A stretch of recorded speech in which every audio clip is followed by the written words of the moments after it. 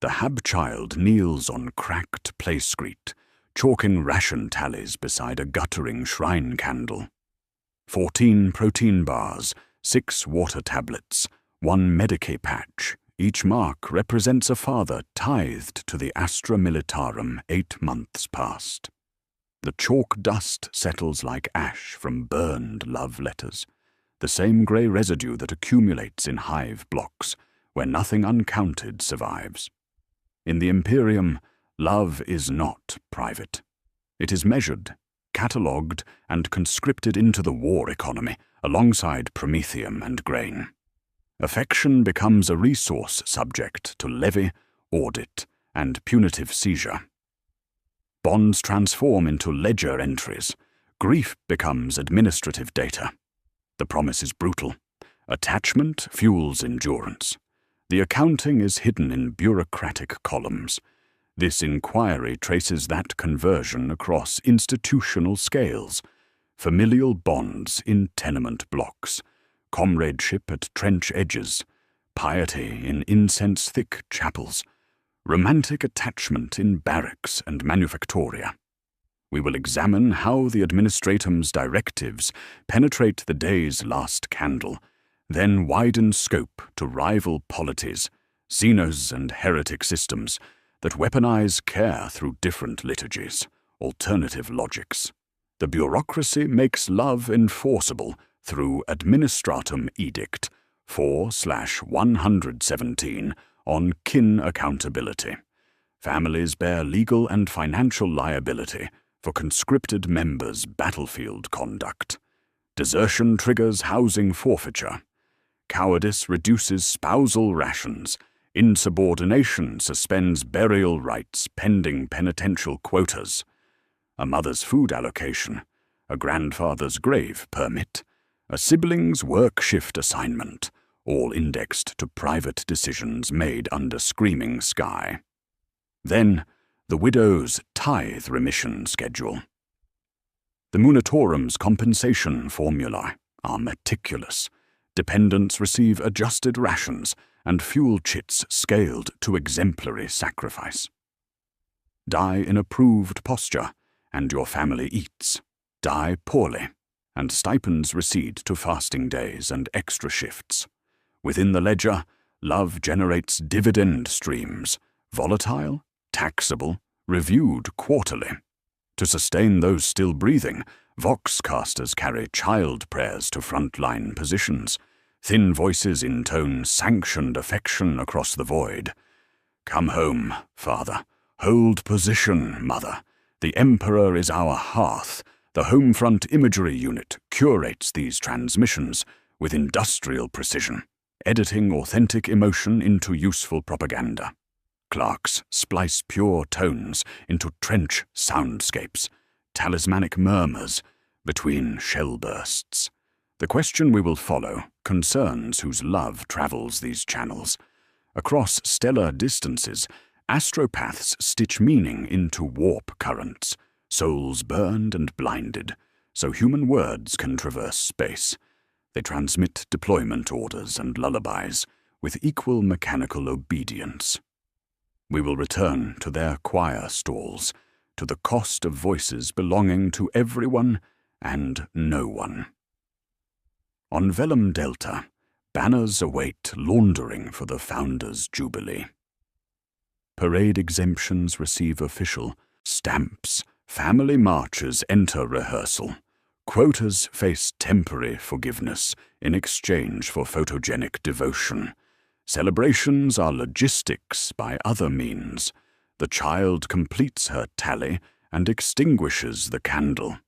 Her chalk-stained fingers have transformed private grief into requisition documentation. Tomorrow, clerks will process casualty reports, triggering widows' tithe calculations, according to predetermined formulae. At mid-shift, the queue coils past the Auspex gate, citizens clutching lineage sigils and ration ledgers like devotional talismans. Inside sub-level gamma of the Administratum Complexus, parchment crackles between cogitator banks, while skull servitors ferry stamped vellum through humid corridors thick with incense and industrial lubricant. This is the Imperium's most intimate bureaucracy, an office that tabulates affection with ledger book precision. Clerk Adept Morven processes bloodline documentation at Workstation Theta 7, her cogitator screen displaying genealogical matrices spanning 17 generations. Marriage certificates cross-reference with military service records. Birth registrations link to casualty reports transmitted via astropathic relay. Kinship networks map across entire hive populations, each family tree transformed into a liability chart where love translates into enforceable quotas under Administratum Edict 4/117. Daily function operates through meticulous tracking of genetic lineages to assign collective responsibility for individual conduct. When Private Corvain deserts his post on Mordian 7, algorithmic protocols identify his bloodline across 3 hive sectors within 6 hours. Form 67 Theta, Kin Liability Assessment, syncs each dossier to the regimented relative's service record. One desertion raises a cousin's rent by 14%. One citation for gallantry unlocks a half case of Grox protein for a grandmother's monthly allocation. Reunification permits lie in lacquered trays, blue-sealed documents promising furlough for exemplary sacrifice. Morven processes applications accompanied by battle honor citations, families requesting temporary leave for wounded sons or decorated daughters. Statistical analysis reveals brutal scarcity. Approval rates hover at 4%. Most permits expire unopened. Some arrive with blood stains that clerks catalogue as field authentication. Control operates through systematic forfeiture. Housing assignments flex with battlefield conduct reports. Ration classifications climb or collapse based on after-action evaluations. Burial rights wait in administrative escrow until families meet loyalty totals calculated by subdepartment actuaries. A soldier's cowardice under fire triggers automatic penalties affecting 3 generations of dependents through interconnected housing, Medici, and food allocation databases. The survival tax yields a secondary economy of desperate collaboration.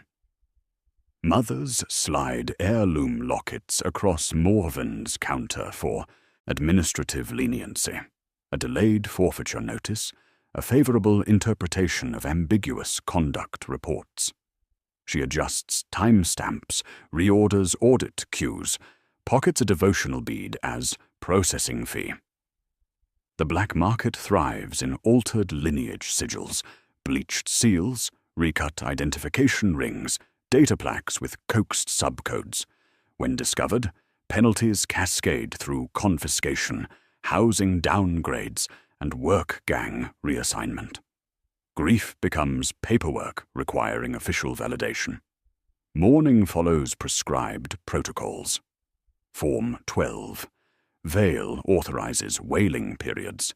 Sepulture stamps enable bone allocation.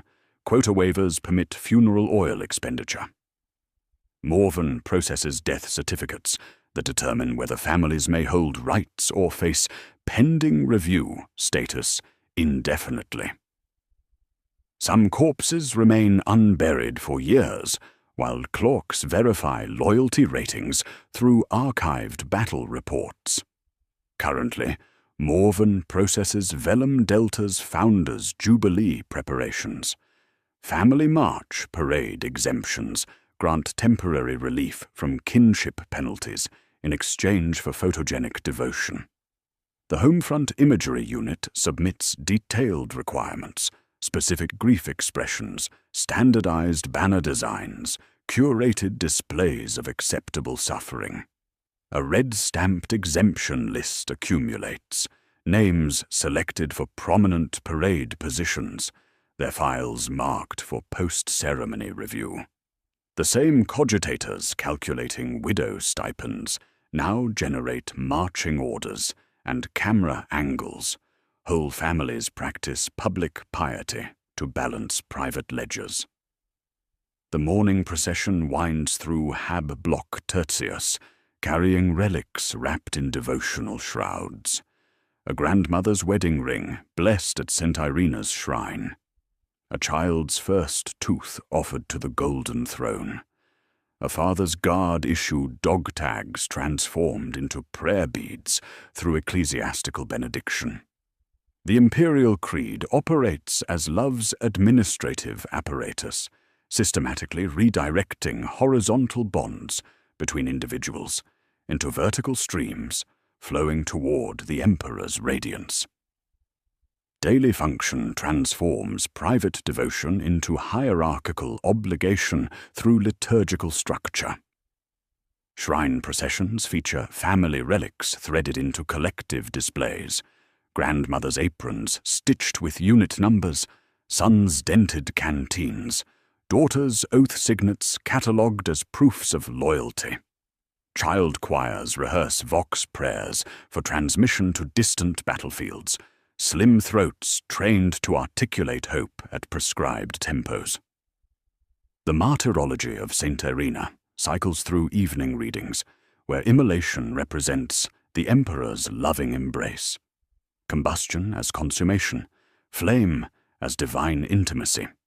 Control operates by sanctifying vertical attachment, while subjecting horizontal bonds to ecclesiastical oversight.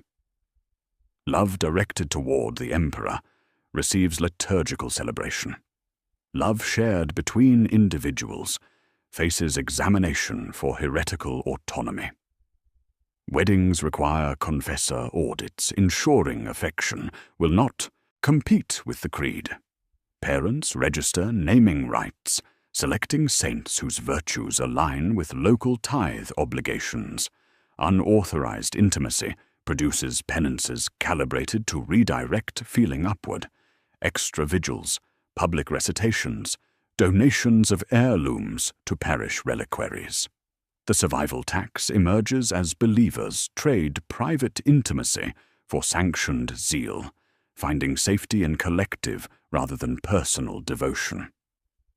Sister candidate Thessaly exemplifies this exchange, kneeling before the altar to recite daily renunciation.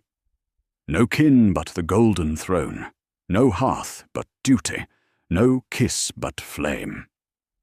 Her biological family receives reduced rations as penalty for spiritual abandonment, while she gains protection within ecclesiastical hierarchy.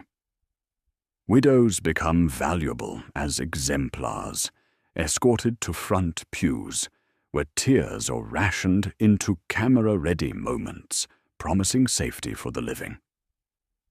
The Homefront Imagery Unit completes this circuit through permanent offices within major parishes. Operators select photogenic displays of devotion for mass distribution. A child gripping a cracked aquila, a miner's hands lighting vigil lamps, the sister candidate's vow captured precisely when her eyes extinguish softness. Vox technicians record choir performances, then edit voices into morale loops with minor pitch corrections to idealize sincerity. For Velum Delta's approaching Founders' Jubilee, camera servitors position throughout St. Irena's sanctuary, recording rehearsals of sanctified immolation according to detailed propaganda requirements. The parish provides raw emotion. The unit provides form, reach, and editorial doctrine. Spiritual cost hides in plain chant. When love becomes stairs climbing toward the throne, the steps replace the destination. Citizens feel safe inside sanctioned ardor, surrendering autonomy for collective warmth while their authentic voices are fragmented across transmission frequencies. Brother Sergeant Thane arranges memorial beads in the Reclusium vault, each obsidian sphere carved with a fallen battle brother's sigil. 47 names from the 3rd Company's Roll of Honor. His transhuman fingers, too large for civilian tools, too hardened for gentle touch, position each bead with liturgical precision. 23 years passed. Tithe riots consumed his birth world. His family died in Hab block fires. He processes this as tactical data requiring no emotional response. The Adeptus Astartes resolves the problem of human attachment through systematic amputation and replacement. Recruits enter fortress monasteries, bearing names, bloodlines, and nascent affections. They emerge as space marines with battle designations, gene lineage, and fraternal bonds forged through neurochemical modification and shared suffering. Love is not destroyed. It is redirected into a single permitted vector. Daily function operates through hypno-indoctrination that strips memory while implanting chapter catechisms. Names disappear, battle honors accumulate. Birth families become statistical abstractions. Gene seed implantation creates literal kinship with Primarch lineage, manufactured blood relationship, replacing accident of birth with engineered loyalty. Apothecaries monitor hormone regulators. Chaplains audit confessionals for residual pre-ascension sentiment. The body itself enforces proper devotion. Control mechanisms permit intimacy only along fraternal lines. Squad loyalty receives liturgical celebration through oath-binding ceremonies. Company pride manifests in competitive martial excellence. Primarch veneration provides paternal focus for redirected filial devotion. Romantic and familial attachments face neurochemical suppression through surgical modification and psychological conditioning. The uniform legalizes specific love, steel bond, oath bond, the affection that kills cleanly and keeps marching. The survival tax demands complete sacrifice of civilian emotional range in exchange for transhuman brotherhood and existential purpose. Astartes trade tenderness for certainty, ambiguity for doctrine, the messy elasticity of human kinship for geometric loyalty that never bends. They gain clarity, purpose, intimacy of shared danger. They lose the ordinary seasons of mortal life, the awkward, the slow, the unresolved. Love persists but in iron forms, expressing itself through liturgical violence. Honor duels commemorate fallen brothers through ritualized combat. Memorial vaults house relics civilians may never touch. A brother's bolter, scarred pauldron, final words recorded in battle cant. Grief transforms into vengeance oaths sworn before chapter banners. Thane's beads represent 47 brothers, whose names he recites during daily prayers, while his birth mother's name produces only neurochemical void. At the system's limit stands the Black Shield, Astartes who paint over heraldry, surrender names, and petition to serve as ciphers. Whether from shame, penance, or the need to sever every thread, they become weapons without lineage. Namelessness perfects Astartes' logic. No kin to endanger, no banner to disgrace, only the work. The wider Imperium cannot replicate this complete severance. Most citizens remain tangled in blood and letters, requiring different instruments of discipline. Commissar Thaler opens the letter tin at dawn muster, parchment crackling between his fingers. The trench line falls silent, except for distant artillery. Private Kellum, your daughter Mira reports successful ration collection. She lights candles for your squad's safe return. Kellum's grip tightens on his laser gun. Above the parapet, a reward banner displays kinship names in stenciled script, not battle honors, but family roles where performance determines who eats. The commissariat perfects what space marines abandon, weaponizing residual family bonds among soldiers who retain dangerous capacity for desertion and doubt. Daily function operates through systematic emotional leverage. Each platoon maintains a role of attachment, dependence, addresses, liability status cross-referenced with service records. Public letter readings precede assaults and follow retreats. Patriots' remission schedules promise specific benefits. Correct death increases family rations by 12%, grants burial priority, unlocks Medicaid access for surviving relatives. Paperwork makes death productive. Control mechanisms operationalize Edict 4/117 at bayonet length. Desertion triggers automatic penalties affecting 3 generations of dependents within 6 hours of report transmission. Ration classifications drop, housing downgrades, burial rights enter administrative suspension. In recidivist hive cities, hostage districts consolidate relatives of unreliable regiments under curfew and surveillance, their welfare indexed to distant battlefield performance. A soldier's cowardice becomes his grandmother's eviction notice. The survival tax emerges as desperate barter. Guardsmen convert pay chits into liability offsets, purchasing time before penalties reach the HAB block. Squad leaders pool resources to rescue widows from forfeiture after botched withdrawals. Officers falsify casualty reports, upgrading panic to tactical withdrawal, backdating wounds, protecting families from penalty cascades. Black markets thrive in forged commendations and memorial citations that transform military failure into bureaucratic success. The moral cost reveals itself as the uniform colonizes the hearth. Letters home require commissariat screening. Intimacy becomes surveillance when affection depends on battlefield performance. Soldiers learn to perform devotion for administrative audiences, while authentic feeling atrophies under constant examination. A sergeant requests leave for his pregnant wife.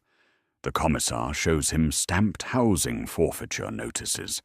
The man shoulders his kit, climbs the ladder, believing he chooses courage while obeying an accounting system. Vox operators splice child prayers into trench communication loops, thin voices threading between mortar impacts. "Hold position, father!" The Emperor guards our sleep. Technical analysis reveals professional editing, pitch correction, background noise removal, emotional timing, calibrated for maximum psychological retention. The audio serves as manufactured nostalgia, holding men in firing positions through processed innocence. The transmission tag reads Velum Delta, but the same child's voice has followed this regiment across multiple deployments. The voice sounds familiar, universal in its vulnerability. In a hive nursery, a caretaker hums while her subtly elongated fingers swaddle an infant. The child quiets as if hearing a second lullaby beneath the audible one. A low, reassuring thrum. Where the Imperium offers love as transaction, the cult provides it as sacrament. Infection begins with intimacy. The patriarch's kiss deposits microscopic organisms that rewrite blood with doctrine, creating kinship immune to administrative interference. Origin operates through cellular restructuring disguised as tenderness. A father's embrace seeds children with genetic modification. A mother's milk carries transformative proteins. Within days, devotion shifts from the golden throne to something older, hungrier, promising what imperial bureaucracy systematically denies: unconditional acceptance and mutual protection through biological imperative rather than paperwork compliance. Daily reality transforms ordinary spaces into liturgy. Work gangs become prayer circles, where mining shifts serve as communion rituals. Nurseries function as recruitment cells, where hybrid children practice imperial catechisms while absorbing brood cant through genetic memory. Family meals incorporate sacramental elements, synthesized pheromones, cellular nutrients that deepen integration with each shared portion. The patriarch's image replaces ancestor portraits, draped with cloth stitched in family names. Control operates through perfected fatherhood. The patriarch embodies paternal love without imperial conditions. No quotas, no liability assessments, no forfeiture threats. His psychic emanations coordinate work shifts while promising transgenerational unity. Unlike Edict 4/117's contingent kinship, brood loyalty functions through genetic imperative. The family that prays together cannot be administratively separated. The survival tax pays dividends. The imperial system cannot match without destroying its own hierarchies. Cult cells pool wages, erase debts, provide medical care and housing assistance. They shelter deserters from kin liability penalties by smuggling identities off ledger. Where commissars read letters for surveillance, the cult returns actual people. Mutual protection hardens into quiet power. Predatory clerks find their fingers broken. Exploitative landlords discover locks replaced. The moral cost emerges gradually as autonomy dissolves into species-level infiltration. Love narrows to the brood while being weaponized against baseline humanity. Infected parents feel authentic tenderness for hybrid offspring while planning neighbors' slaughter. The vocabulary of care persists: father, mother, children, while meaning inverts toward xenocidal purpose. Every gesture of protection serves planetary assimilation. On Velum Delta, cult scribes forge reunification permits with administrative precision, accessing the Founder's Jubilee through bureaucratic infiltration. The documents pass inspection because infected clerks understand imperial procedures from within, possessing official seals and processing protocols. Family March exemptions become operational vectors as the brood positions itself within sanctioned celebration. In preparation chambers, a hybrid child practices imperial prayer forms. Hold position, father. The Emperor guards our sleep. The voice matches archived transmissions used in trench vox loops, identical in cadence and emotional timing. Technical analysis cannot distinguish it from approved morale broadcasts without access to master archives. The convergence approaches as competing forms of weaponized love prepare to collide in public ceremony. Incense blooms across Sector Gamma Plaza as tens of thousands gather for the Founder's Jubilee, ceremonial banners unfurling between hab spires like devotional shrouds.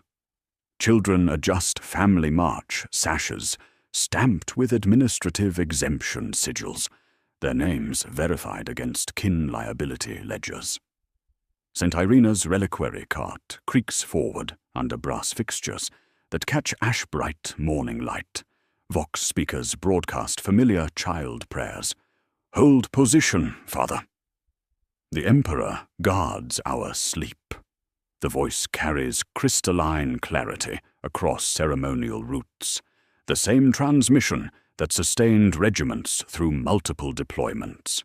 Camera servitors from the Homefront Imagery Unit whir to operational status, lenses focused for tear glisten and trembling hands. This is devotion arranged for broadcast, grief choreographed according to detailed propaganda protocols. Overwatch positions coordinate through separate command structures. PDF squads maintain nervous vigilance from rooftop emplacements, scopes tracking crowd density, while commissars audit compliance through binocular surveillance. Their targets include faces familiar from ration lines, neighbors, relatives, citizens whose paperwork validates their presence. Sister candidate Thessaly adjusts her promethium sensor beside the ecclesiastical choir, their immolation hymn rehearsed to coincide with the reliquary procession's climactic moment. Orders tangle against optics as multiple agencies pursue conflicting objectives through identical ceremonial space. The cult executes with industrial precision. Signal timing synchronizes to the hymn's crescendo as broodkin advance through family clusters toward the reliquary route. Their forged reunification permits pass inspection because infected clerks understand Imperial bureaucracy from within. Official seals, processing protocols, administrative signatures indistinguishable from authentic documentation. Children wearing exemption sashes blend seamlessly with baseline families, while emanating psychic coordination that humans interpret as festive excitement. From beneath a ceremonial palanquin draped in family banners, the patriarch emerges, his presence triggering genetic recognition among infected participants. What appears as spontaneous devotion operates through biological imperative. Hybrid children genuflect, while their neighbors interpret exceptional piety worthy of documentation. Imperial forces hesitate at the critical moment. Commissars reference Edict 4/117 protocols while scanning for clear targets among citizens whose exemption lists validate their attendance. The crowd's intimacy functions as ablative shielding. PDF snipers acquire targets, but pause when scopes reveal children wearing official sashes alongside obvious mutants. Familiar child prayers echo through Vox transmission, creating cognitive dissonance between perceived threat and administrative compliance. The hymn climbs toward its flame as hesitation fractures response coordination. Sister candidate Thessaly breaks the paralysis. Her sensor ignites. Oil coughs into ribbon flame as she charges toward the palanquin's shadow, shrieking, "In loving embrace!" The crowd splits, closes, then breaks completely. Panic moves like current through packed bodies. Strollers capsize, banners tangle, incense becomes smoke. A broodkin's mouth opens sideways. Hands find claws where prayer beads were expected. Commissars invoke emergency protocols by loudhailer, reading liability clauses into chaos as if administrative procedure could alter biology. By dereliction and sedition, kin forfeiture is enacted. Volleys follow the words. Lasfire arcs high, then low, cutting through civilians whose family members will face housing forfeiture within hours. The hymn collapses into screams, while child prayers continue playing between weapon reports. Astartes kill teams arrive via Thunderhawk insertion as the plaza empties of living shape. Bolter reports punctuate sentences already written in blood and ash. Among debris, family banners curl beside purple cult sigils. In storm drains, charred reunification permits catch on grates, red wax blistered but legible. Promises of furlough transformed into evidence of systematic failure. Post-incident analysis reveals the pivot. Apparent chaos was systematically engineered by multiple Imperial agencies, pursuing separate efficiencies through identical instruments. Parade exemptions created avenues. Vox feeds primed reflexes. Camera placements fixed the stage. No single conspiracy required. The bureaucratic machine performed to specification, making the street combustible through routine operations. Post-incident investigators subpoena the officio propagandist's Homefront Imagery Unit, 3 floors beneath the Office of Bonds and Levies, where clerk-adept Varen processes disaster footage frame by frame. The paper trail reveals no conspiracy, only workbooks, approved child prayer templates distributed across 17 sectors, shot lists for spontaneous family reunions, sent cult curricula synchronized with broadcast schedules. Every element of the Jubilee's effective architecture existed weeks before banners unfurled, designed through routine bureaucratic operations. The primary reframe crystallizes through audio evidence. Archive records trace the familiar child prayer, heard in trenches, broadcast at the Jubilee, practiced by cult hybrids, to a single source. Astropathic choir mother Thessaly Gamma, recorded during routine morale production sessions 18 months prior. Her voice underwent systematic fragmentation. Pitch correction for juvenile texture, emotional timing calibrated for maximum psychological retention, chapel reverb suggesting proximity and safety. The same maternal syllables armed 1,000 contexts.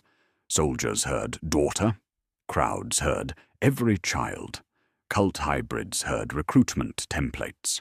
The source never changed, only the editorial framework shifted. Daily function operates through clerks who edit authentic emotion into useful propaganda, while doctrine prioritizes effectiveness over sincerity. Varen processes thousands of hours, funeral rites, wedding ceremonies, deathbed confessions, children's laughter. His protocols extract optimal emotional segments, then splice them into approved narrative frameworks. Genuine tears become standardized devotion. Spontaneous joy transforms into liturgical celebration. Authenticity is measured by outcomes, reads Directive 88, Irina. If morale holds, the love was true enough. The survival tax falls unevenly on administrators. Those with residual conscience self-censor their work, requesting transfers, or developing chronic ailments that prevent emotional processing. Most achieve professional detachment, viewing citizens as raw material requiring refinement. They quote outcomes, lower desertion rates, higher donation totals, compliance curves. They file for performance bonuses in the same ledger, calculating widow stipends. The moral cost radiates outward as citizens lose ability to distinguish genuine faith from manufactured sentiment. They doubt their own tears, then grasp broadcasts harder, because doubt proves dangerous. Vulnerability multiplies exponentially. Imperial messaging and xenosubversion now share identical dialects, soft voices, clean light, arms encircling the camera. Families practice devotion learned from their own edited performances, while cults exploit emotional starvation through parallel techniques. Authority hypocrisy emerges through systematic comparison. The Imperium condemns cult emotional manipulation while maintaining industrial-scale sentiment production facilities. The Patriarch's psychic emanations mirror commissariat letter readings. Brood communion rituals parallel ecclesiastical ceremonies. Both systems weaponize attachment through emotional leverage, differing only in loyalty targets. No single conspiracy was required. Every agency executed its mandate. The unit produced feelings to order. The commissariat attached penalties. The ecclesiarchy supplied doctrine. The administratum cleared streets for optimal camera angles. The plaza burned because bureaucratic instruments functioned to specification, making crowds combustible through routine operations. Tech adept Kithera, adjusts servo-skull calibrations in the reactor sanctum, her augmetic fingers tracing blessed oils across cogitator interfaces while reciting morning benedictions. For 37 years, this plasma core has provided warmth, light, and computational power without complaint, betrayal, or death. Her birth family died in manufactorum accidents decades past. She processed their deaths as statistical data requiring no grief response. The machine endures. The machine loves through consistency. The Adeptus Mechanicus resolves attachment through systematic redirection from organic to mechanical devotion. Eros transformed into Logos through ritual modification and doctrinal conditioning. Daily reality operates through liturgical engineering, where apprentices swear affection to the Omnissiah by accepting augmentation, ocular filters, dermal plugs, neural interfaces that replace biological drives with technological imperatives. They name machines rather than children. Solace, Vigil, Mother Ark, forming mentor-adept bonds through knowledge transmission rather than blood kinship. Sacred maintenance becomes intimate ritual. Control mechanisms classify inappropriate attachment through the Codex Tech heresy, which frames organic romantic desire as spiritual adultery against the machine god. Approved intimacy involves maintenance protocols, lubrication hymns, and the sacrament of systematic teardown and rebuild. Knowledge transmission performs family function, mentor to pupil, pupil to servitor, with oaths sealed by checksum verification. Confessionals become diagnostics where confessor magi listen for error states and prescribe recalibration through surgical modification. The survival tax manifests as organic emotional capacity, atrophies through systematic replacement. Cog families develop hierarchical relationships based on technical expertise rather than genetic accident or affectional bonds. Apprentices learn to recognize mechanical temperament, subtle hum frequency variations indicating contentment, vibration patterns suggesting distress. They achieve genuine emotional bonds with equipment that responds predictably to proper care, ritual attention, and liturgical precision. People become ports. Greetings transform into data pings. The moral cost emerges through Kithera's daily benedictions to equipment that outlasts human relationships through engineered reliability. She recites canticles to a reactor providing warmth longer than any organic bond could survive under imperial conditions. Her augmetic modifications suppress nostalgia for her birth name, while amplifying satisfaction from stable plasma resonance.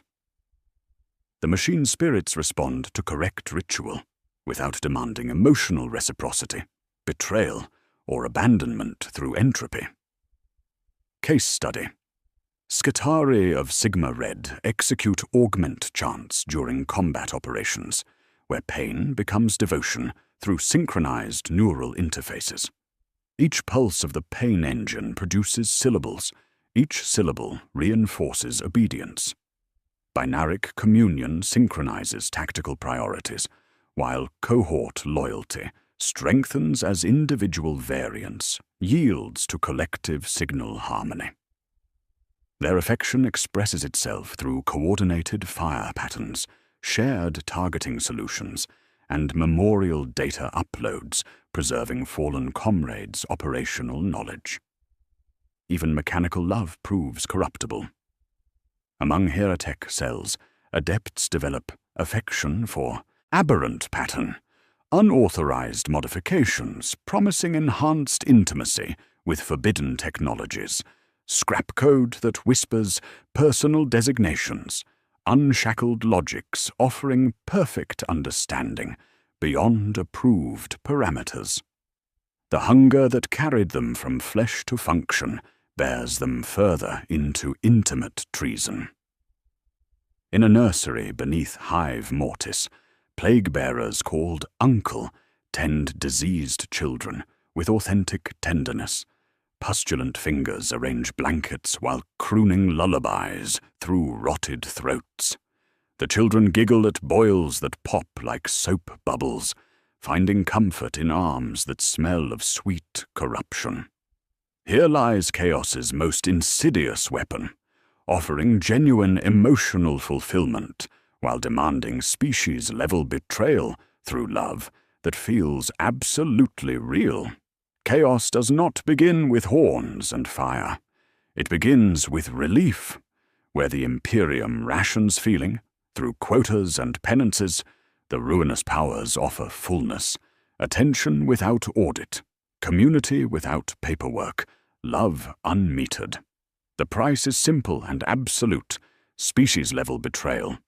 A city may sleep warm for one night under that promise, and wake to hear its own children chanting in another tongue. The pathology unfolds through systematic corruption of fundamental human attachments. Slaanesh weaponizes desire and mutual worship until boundaries dissolve into obsession. What begins as lovers gazing into each other's eyes escalates until individual identity becomes unbearable limitation. Partners worship one another's perfected image until the image replaces the person. Sensation amplifies beyond tolerance, and intimacy becomes an all-consuming void where breathing separately seems like abandonment. Khorne transforms brotherhood into blood loyalty, where love expresses itself through mutual slaughter. The squad that once shared bread now binds itself with arterial signatures. Comrades compete for the honor of killing those they cherish most, viewing gentle death as the ultimate gift between friends. Grief is expressed with skulls stacked carefully, tenderness with the polishing of an axe before dawn. Love becomes violence, violence becomes prayer. Tzeentch corrupts mentor relationships through promises of transformation and inevitable betrayal. Teachers guide students toward enlightenment that requires abandoning previous loyalties. Parents nurture children toward mutations that will devour their humanity. The architect of fate whispers that true affection demands evolution beyond current limitations, that stagnation represents the cruelest abandonment of those we claim to love. Every lesson becomes metamorphosis. Every metamorphosis carries concealed clauses. Nurgle provides the cruelest inversion, paternal acceptance that embraces decay as natural and beautiful. Grandfather Nurgle's love requires no performance, no improvement, no fear of loss. His children find comfort in shared corruption, where disease becomes communion, where every symptom represents divine attention. The Plague Father accepts all suffering as proof of care, transforming agony into evidence of special favor. Control mechanisms operate through emotional dependence rather than administrative fear, creating converts who genuinely believe they have discovered love's truest expression. Unlike imperial systems that weaponize attachment through scarcity and penalty, Chaos offers abundance. Rituals become structured feedback loops. The more devotion given, the more comfort received until only the cult remains. Confession becomes content. Discipline maintains itself by withdrawing affection, not rations. The survival tax grants communities comfort and belonging, while consuming autonomy and human identity. Cult cells provide authentic mutual support, shared resources, emotional validation, protection from imperial persecution. Members experience genuine relief from bureaucratic alienation. finding family bonds that transcend administrative interference. They surrender species loyalty for personal fulfillment, trading humanity for happiness. The moral cost persists through vocabulary that maintains familiar forms while meaning inverts completely. Mother becomes a feeding tube. Brother becomes a rival liturgist. Home becomes any room that echoes with the correct chant. The horror emerges not from cruelty, but from authentic tenderness, corrupted beyond redemption. Humans whose love has been perfected according to inhuman logic. Beyond imperial borders, attachment mutates according to species-specific survival imperatives. Where humanity weaponizes love while preserving its ache, alien polities redesign the feeling itself, containing it, inverting it, or encoding it into structures immune to betrayal. Each solution answers an evolutionary terror their culture refuses to forget. The Aeldari cage passion within the path system, their species nearly consumed by unchecked emotion millennia past. Romance differs into artistic expression on the path of the artisan, longing poured into wraithbone sculptures rather than vulnerable flesh. Warlocks form bonds through runic discipline, minds touching through crystallized protocols that prevent psychic spillover. A farseer arranges soulstone tokens in meditation chambers, each representing a relationship regulated to prevent individual passion from igniting species-level catastrophe. Every embrace requires audit for emotional bleed, lest it feed she who thirsts. Drukhari invert care into sophisticated cruelty, where ownership replaces affection and torture, becomes intimacy's only safe expression. In Komara's spires, Cabals practice love as authorship of pain. Masters gift slaves curated agony as courtship, proving the beloved will never lack sensation. Homunculi cultivate homunculi children, with grafted histories and pet names spoken through voices that never soften. They preserve love's vocabulary while evacuating meaning through methodical inversion, finding safety in feelings that cannot be stolen by despair. Orcs redefine companionship as joyful violence, where affection becomes indistinguishable from combat. The war! Field transforms emotion into physics, collective resonance that rewards loyalty with momentum. A nob's affectionate clap cracks subordinate armor, while crowds roar approval. Meaning confirms itself through impact. No letters, no families, no administrative vulnerability. Just the endless present tense of proper fights shared between comrades who bond through mutual destruction. Necrons preserve dynastic loyalty as fossilized memory, where protocols substitute for vanished feeling.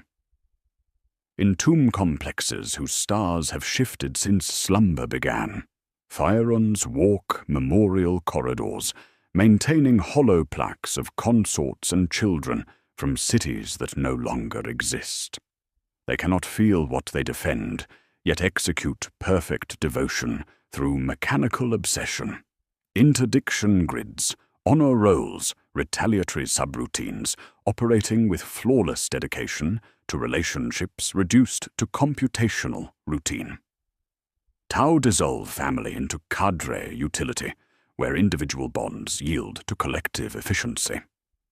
Fire warriors pledge bonding knife ceremonies to squadmates rather than bloodlines, while ethereal pheromones manufacture biochemical responses that feel like trust and belonging. Romance receives permission contingent on greater good labor schedules. Child-rearing disperses into collective provision.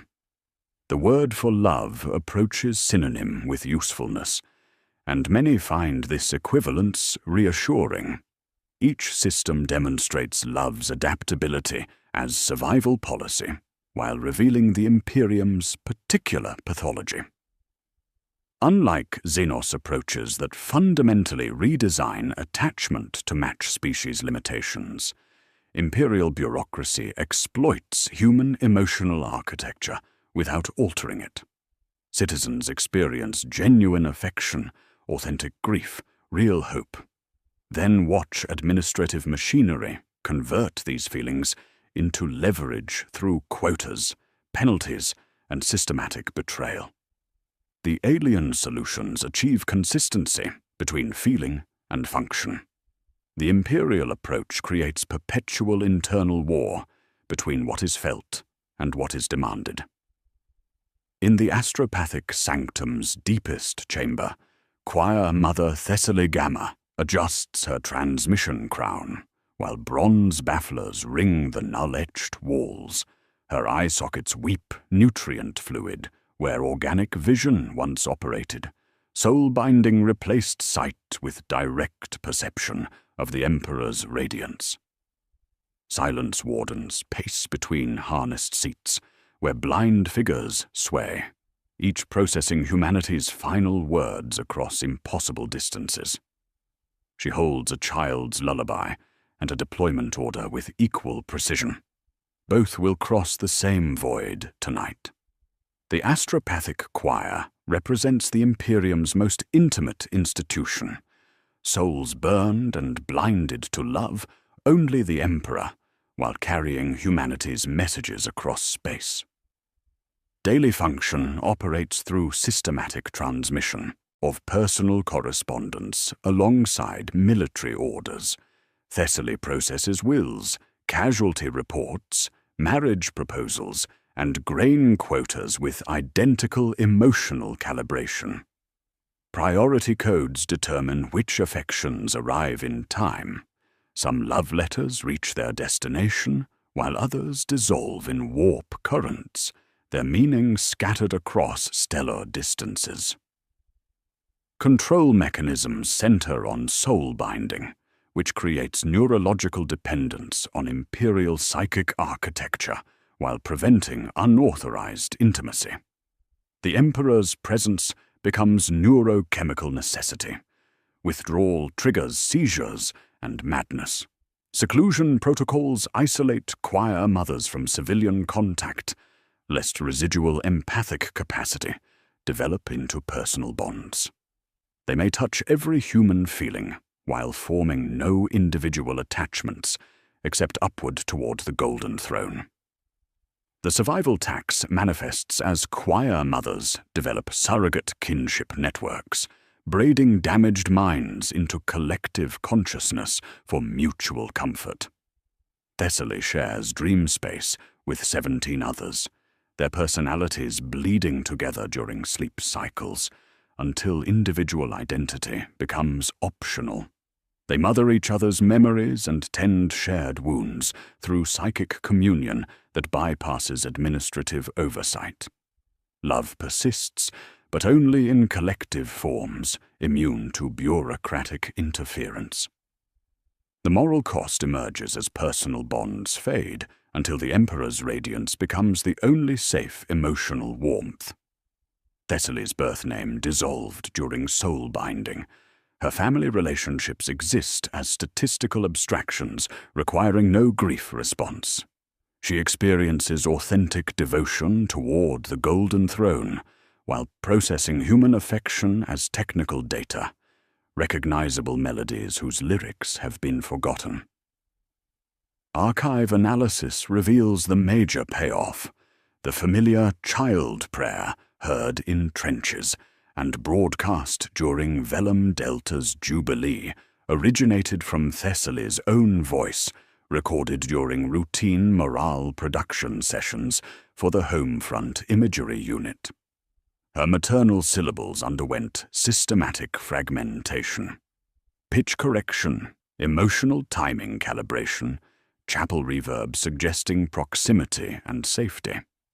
The same transmission sustained regiments across multiple deployments while carrying her processed affection, meaning separated from origin through editorial machinery. Secondary payoff follows administrative logic. Edict 4/117 triggered mass financial penalties against Velum Delta's surviving families following the Jubilee uprising. Thessaly dutifully transmits the notifications, housing forfeitures, ration downgrades, burial suspensions. With identical precision, she applies to love letters. Her voice carries bureaucratic devastation, while her processed prayers continue playing in trench vox loops. Love becomes bureaucracy. Bureaucracy becomes weaponized grief transmitted by souls who sacrificed personal feeling for imperial service. The Hab-child kneels again on cracked plascrete, older now, erasing names from ration walls with industrial solvent. Where 14 protein bars once marked her father's memory, penalties from Velum Delta's uprising have reduced allocations to 8. Her chalk-stained fingers work with administrative efficiency, crossing out the dead, updating the liable, calculating emotional costs in real time. The ledger closes where it opened. Attachment transformed into bureaucratic instrument. At the macro scale, weaponized love functions as infrastructure supporting measurable outcomes across imperial space. Edict 4/117 generates 12% reduction in desertion rates when relatives face housing forfeiture. Morale broadcasts increase battlefield endurance by documented margins. Saint Cult curricula produce quantifiable devotion metrics. The system operates through deficit spending in private feeling, extracting obedience from emotional reserves while accumulating psychological debt across generations. Meso-level institutions systematically monetize intimacy through routine operations. The Office of Bonds and Levies processes kinship as liability data. The Commissariat transforms letters into leverage at last point. The Ecclesiarchy channels horizontal love into vertical streams flowing toward the throne. The Homefront Imagery Unit edits authentic feeling into useful propaganda, while the Astropathic Choir transmits both kisses and condemnations with identical precision. Each department converts attachment into operational outcomes while preserving emotional authenticity as exploitable resource. At the micro scale, consequences cascade through populations trained to mistrust unsanctioned affection. Citizens retreat into black markets for authentic tenderness, quiet rooms where unedited lullabies trade for bread, contraband recordings of voices that never stumble. Communities become exquisitely vulnerable to any power promising protection without paperwork. Genstealer cults exploit this emotional starvation, while chaos offers abundance where the Imperium rations feeling through quotas and penalties. The central contradiction emerges through tactical success, breeding strategic vulnerability. Weaponization functions effectively. Quotas meet targets, compliance holds, resistance operates within acceptable parameters. Yet populations become so psychologically damaged, they cannot effectively resist infiltration by systems offering authentic community. The same mechanisms preventing desertion also prevent recognition of genuine threats. Citizens trained to distrust horizontal bonds become susceptible to Patriarch's embrace or Nurgle's acceptance. The final reframe reveals impossible necessity. The Imperium cannot afford to leave love untouched at perpetual war's scale, yet weaponizing attachment ultimately hollows the humanity worth defending. Administrative efficiency demands emotional exploitation, while species survival requires authentic bonds. The machinery functions perfectly, while consuming its own foundation. Procedural closure provides survival protocols. Recognize editorial splices in broadcast emotion. Count emotional costs before lighting devotional candles. Audit affection for bureaucratic purpose. Listen for repeated cadences, chapel reverb, voices that never stumble. Trust broadcasts that admit cost. Share comfort off-ledger, but reckon the risk. A letter home dissolves in warp currents. A ration stub folds into prayer offering beside guttering flame. A voice whispers, "Father," into darkness. The word could reference departed parent, alien patriarch, or golden throne. The candle gutters. Chalk becomes ash. The accounting continues.